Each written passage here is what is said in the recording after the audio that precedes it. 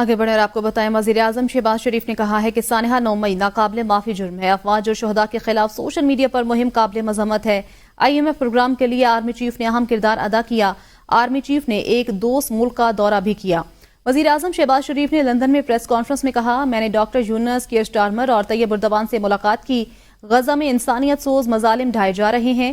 بطور منتخب وزیر اعظم دنیا تک پاکستانی عوام کی آواز پہنچائی۔ ہم نے فلسطین میں فوری جنگ بندی کا مطالبہ کیا۔ لبنان میں ہونے والے واقعات کی بھرپور مذمت کی۔ فلسطین میں آزاد ریاست کا فی الفور قیام ضروری ہے۔ فلسطینیوں کو اقوام متحدہ میں نمائندگی ملنی چاہیے۔ پاکستان کے معاشی حالات بہتر ہو رہے ہیں۔ دوست ممالک کی مدد کے بغیر IMF پروگرام کا ملنا ممکن نہیں تھا۔ Chief of army staff general Syed Asim Munir نے کہا ہے کہ وہ افراد جو معاشرے میں مایوسی پھیلانے کی ناکام کوششیں کر رہے تھے، تمام سٹیک ہولڈرز کی اجتماعی کوششوں سے شکست کھا چکے ہیں۔ آرمی چیف نے کراچی میں تاجر برادری سے ملاقات کی اور ان سے خطاب کیا۔ ISPR کے مطابق آرمی چیف نے برادر اور دوست ممالک، خاص طور پر چین، سعودی عرب اور متحدہ عرب امارات کی پاکستان کی معاشی بحالی میں کئی شعبوں میں مدد پر بھی تعریف کی اور کہا کہ پاکستان کے پاس مختلف شعبوں میں بے پناہ صلاحیتیں موجود ہیں۔ انہوں نے کہا کہ قوم کو پاکستان کے روشن مستقبل پر مکمل یقین اور اعتماد ہونا چاہیے۔ آرمی چیف نے کراچی کی کاروباری برادری سے بھی ملاقات میں ملک کی اقتصادی ترقی میں ان کے کردار کو سراہا، جبکہ شرکاء نے SIFC کی کارکردگی کی تعریف کی اور ملکی معیشت میں مثبت پیش رفت کو سراہتے ہوئے کہا کہ SIFC مزید معاشی ترقی کے لیے سازگار ماحول فراہم کر رہی ہے۔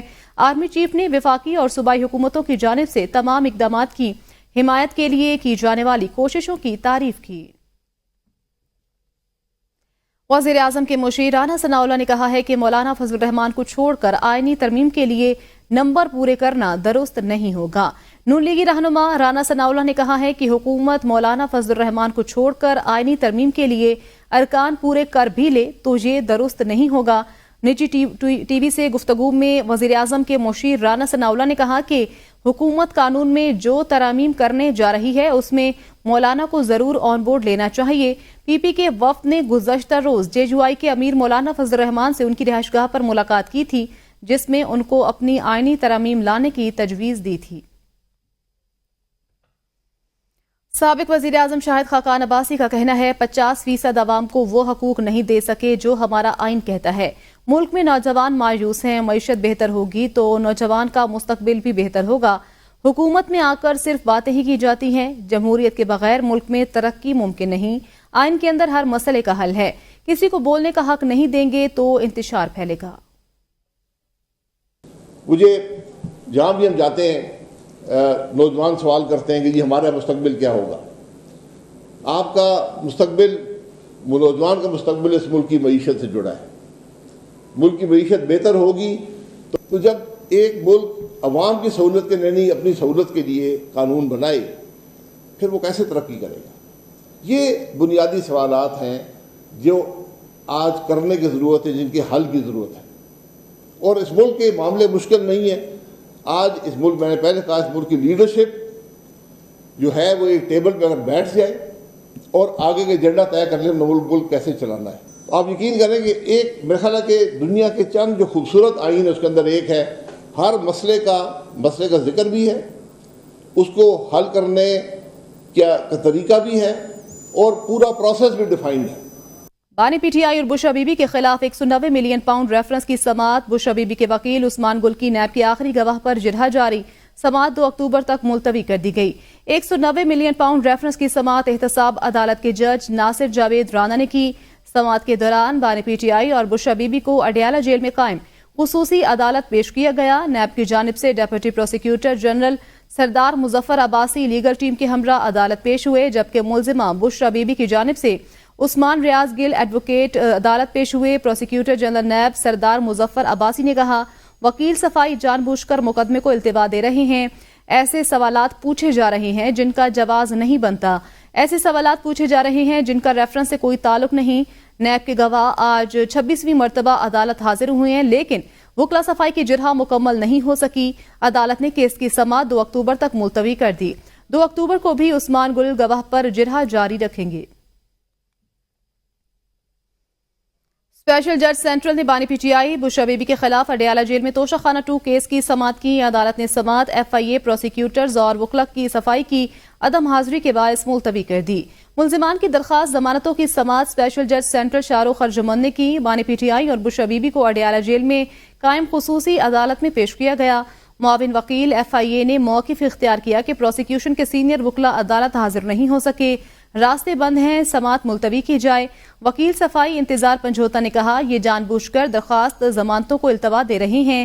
درخواست ضمانتوں پر بلا جواز تاخیر سمجھ سے باہر ہے. عدالت میں سماعت بغیر کسی کارروائی کے پیر تک ملتوی کر دی گئی ہے.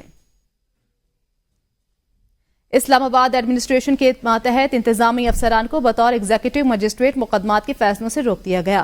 اسلام آباد میں صرف عدالتیں ہی جوڈیشل اختیارات استعمال کر سکتی ہیں. اسلام آباد ہائی کورٹ کے جسٹس ارباب محمد طاہر نے ایگزیکٹو جوڈیشل اختیارات استعمال کرنے کے خلاف کیس کا فیصلہ جاری کر دیا. اسلام آباد ہائی کورٹ کے تحریری حکم نامے کے مطابق جوڈیشل اختیارات کا استعمال صرف آئین کے آرٹیکل 175(3), 202 اور 203 کے تحت ہی ہوگا. آئینی شکوں کے خلاف جوڈیشل اختیارات کا استعمال غیر آئینی ہے, جس کی قانون کی نظر میں کوئی حیثیت نہیں. کوڈ آف کرمنل پروسیجر میں ترمیم کر کے صوبائی حکومتوں کا ایگزیکٹو مجسٹریٹس تعینات کرنے کا اختیار واپس لیا گیا. یہ بات تشویشناک ہے کہ وفاقی حکومت 23 سال گزرنے کے باوجود نوٹیفیکیشن جاری نہیں کر سکی. تحریری حکم نامے میں کہا گیا کہ نوٹیفیکیشن جاری ہونے تک ایگزیکٹو مجسٹریٹس زیر التوا کیسز کا فیصلہ نہ سنائیں. ترمیمی آرڈیننس کے نفاذ کے بعد ایگزیکٹو مجسٹریٹ کیسز کا ریکارڈ متعلقہ سیشن ججز کو بھجوائیں. سیشن ججز ان کیسز پر قانون کے مطابق فیصلے کے لیے موصول شدہ فائلز جوڈیشل مجسٹریٹ کو بھجوائیں. آئین کا آرٹیکل 175(3) واضح اور غیر مبہم ہے, جس میں عدلیہ اور ایگزیکٹو کو الگ کیا گیا. عدلیہ کو ایگزیکٹو سے علیحدہ کرنے کی فارمیلٹیز پوری کرنے کے لیے 14 سال کا وقت دیا گیا. تحریری فیصلے میں مزید کہا گیا کہ 14 سال کا وقت 14 اگست 1987 کو مکمل ہوا, مگر اس کے باوجود انتظامی افسران جوڈیشل اختیارات استعمال کر رہے ہیں. عدلیہ کو ایگزیکٹو سے علیحدہ کرنے کے لیے مقرر کیے گئے وقت کے بعد تاخیر غیر آئینی ہے. آئین کے ہر لفظ کا ایک مطلب اور مقصد ہے.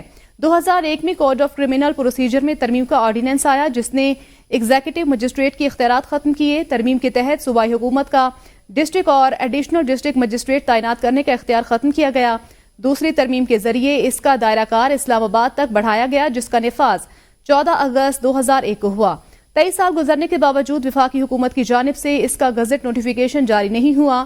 وزارت قانون تفصیلی جواب بھی اسی تاخیر کی کوئی وجہ نہ بتا سکی. پنجاب میں الیکشن ٹریبیونلز کیس کا فیصلہ 30 ستمبر کو سنایا جائے گا. سپریم کورٹ نے منگل کو سماعت کے بعد فیصلہ محفوظ کیا تھا. سپریم کورٹ نے فیصلہ محفوظ کرتے ہوئے الیکشن کمیشن کو ٹریبیونلز فعال کرنے کی ہدایت کی تھی. سپریم کورٹ کے 5 رکنی لارجر بینچ نے الیکشن کمیشن کی اپیل پر سماعت کی تھی. وزیر اعلیٰ سندھ مراد علی شاہ نے حیدرآباد میں پولیو کیس کا نوٹس لے لیا. وزیر اعلیٰ سندھ نے محکمہ صحت کو ہدایت کی کہ پولیو کیس کی انکوائری رپورٹ فراہم کی جائے. وزیر اعلیٰ سندھ مراد علی شاہ کا کہنا تھا کہ ہمیں متحد ہو کر اپاہج کرنے والے مرض پولیو کا خاتمہ کرنا ہوگا. جب کبھی نیا پولیو کیس ظاہر ہوتا ہے تو شدید تکلیف ہوتی ہے. دنیا ترقی کی نئی راہیں تلاش کر رہی ہے اور ہم پولیو سے نجات حاصل نہیں کر سکے. والدین اپنے بچوں کو رضاکارانہ طور پر پولیو کے قطرے لازمی پلائیں. جیکب آباد میں خاتون پولیو ورکر سے زیادتی کا معاملہ. ڈی ایچ او کے مطابق لیبارٹری کی جانب سے پولیو ورکر کی ڈی این اے رپورٹ میں زیادتی کی تصدیق ہو گئی. لیبارٹری نے جنسی زیادتی کی رپورٹ ملنے کے بعد پولیس کے حوالے کر دی. متاثرہ خاتون اور ملزم کو رپورٹ سمیت عدالت پیش کرنے کا حکم پیش کر دیا گیا. پولیو ورکر کے ہمراہ پولیو مہم کے ساتھی کو خفیہ طریقے سے عدالت لایا گیا. عینی شاہد نے پولیو ورکر سے زیادتی میں ملوث ملزم کی شناخت کر لی. عدالت نے مرکزی ملزم کو 14 روز کے لیے جیل منتقل کرنے کا حکم دے دیا. مرکزی ملزم کو 11 اکتوبر کو دوبارہ عدالت میں پیش کیا جائے گا. 11 ستمبر کو انسداد پولیو مہم کے دوران خاتون پولیو ورکر کو جنسی زیادتی کا نشانہ بنایا گیا تھا. وزیر اعلیٰ خیبر پختونخوا قافلے کی صورت میں اٹک تک پہنچے. برہان انٹرچینج تک کارکنوں سے خطاب کرتے ہوئے واپسی کا اعلان کیا. علی امین گنڈاپور نے کہا حکومت ہمیں آئینی حق نہیں دیتی. بانی پی ٹی آئی کے حکم پر ہم نے اپنا احتجاج ریکارڈ کرا دیا. ہم اداروں کے ساتھ ٹکراؤ نہیں چاہتے. دوبارہ آئیں گے اور سیدھا اڈیالہ جیل جائیں گے. وزیر اعلیٰ نے کہا کہ راولپنڈی میں وقت ختم ہو گیا. علی امین گنڈاپور نے کہا بانی پی ٹی آئی کا حکم ریڈ لائن ہے. یہ تحریک جاری رہے گی. آپ سب دیکھ لیں فرنٹ پر میری گاڑی کھڑی ہے. وزیر اطلاعات پنجاب عظمہ بخاری نے کہا علی امین گنڈاپور آج پھر پنجاب میں داخل ہوئے بغیر واپس چلے گئے۔ گنڈاپور سرکاری وسائل کو آگ لگا کر غنڈہ گردی کر کے واپس گئے۔ انہوں نے کہا پنجاب میں غنڈہ گردی نہیں، قانون کی حکمرانی چلے گی۔ وزیر اعلیٰ پنجاب مریم نواز کو اپنی حکومت کی ریٹ منوانی آتی ہے، سڑکیں چوراہے بند کرنے کی کوشش پر آہنی ہاتھوں سے نمٹا جائے گا۔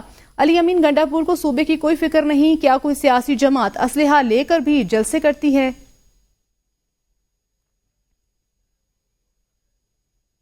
پنجاب میں سیاحت کے فروغ کے لیے اہم اعلان کیے گئے ہیں۔ وزیر اعلیٰ پنجاب مریم نواز شریف کی ہدایت پر سیاحت کے فروغ اور ترقی کے لیے 26 رکنی اسٹیئرنگ کمیٹی کر دی گئی ہے۔ سینیٹر پرویز رشید کی چیف منسٹر اسٹیئرنگ کمیٹی برائے Punjab tourism promotion and development کے لیے خصوصی نامزدگی کی گئی ہے۔ Maryam Aurangzeb chief minister steering committee on Punjab tourism promotion and development کی کنوینئر ہوں گی۔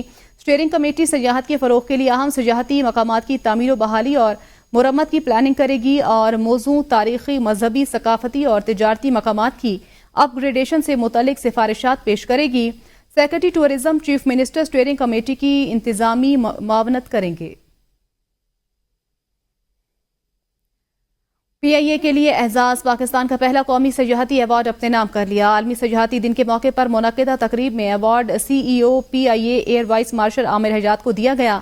ترجمان پی آئی اے کے مطابق یہ ایوارڈ ملکی سیاحتی کے فروغ میں پی آئی اے کے کردار پر دیا گیا۔ پی آئی اے واحد ملکی فضائی سروس ہے جو ملک کے طول و عرض کو اندرون و بیرون ملک سے منسلک کرتی ہے۔ پاکستان کے خوبصورت ترین شمالی علاقہ جات کو دنیا میں متعارف کروانے کی ایک مہم بھی پی آئی اے نے چلائی۔ ترجمان پی آئی اے کا کہنا ہے ایوارڈ حاصل کرنا پی آئی اے کے لیے اعزاز کی بات ہے اور ہمارے قومی کردار کا اعتراف ہے۔ پی آئی اے بحیثیت قومی ایئر لائن کے اپنا کردار بخوبی نبھاتا رہے گا اور ملکی سیاحتی کے فروغ میں اپنا کردار ادا کرتا رہے گا۔ وزیر اعلیٰ پنجاب مریم نواز کی ہدایت پر سیاحت کے فروغ اور ترقی کے لیے 26 رکنی اسٹیئرنگ کمیٹی قائم کر دی گئی۔ اسٹیئرنگ کمیٹی سیاحت کے فروغ کے لیے اہم سیاحتی مقامات کی تعمیر و بحالی اور مرمت کی پلاننگ کرے گی۔ سیاحت کے لیے موزوں تاریخی، مذہبی، ثقافتی اور تجارتی مقامات کی اپ گریڈیشن سے متعلق سفارشات بھی پیش کرے گی۔ سیاحت کے فروغ کے لیے کمیونیکیشن اسٹریٹجی بھی تشکیل دی جائے گی۔ سیاحت کے فروغ کے لیے ون سٹاپ سولوشن کے تحت ڈیجیٹل، الیکٹرونک اور سوشل میڈیا پلیٹ فارم استعمال کیا جائے گا۔ اسٹیئرنگ کمیٹی سیاحت کے فروغ کے لیے پلانز کی نشاندہی، منظوری اور عمل درآمد کے لیے اشتراک کار کرے گی۔ کمیٹی اسٹیک ہولڈر سے مشاورت کر کے 15 دن میں سفارشات پیش کرے گی۔ پیٹرولیم مصنوعات کی قیمتوں میں اضافے سے کرایوں کا بڑھنا لازم و ملزوم امر ہے، تاہم قیمتیں کم ہونے سے کرایوں میں کمی شاذ و نادر ہی دیکھنے کو ملتی ہے۔ گزشتہ 2 ماہ میں پیٹرولیم مصنوعات کی قیمت میں ریکارڈ کمی ہوئی ہے۔ کیا کرائے کم ہوئے یا نہیں، دیکھتے ہیں ارشد شاد کی اس رپورٹ میں۔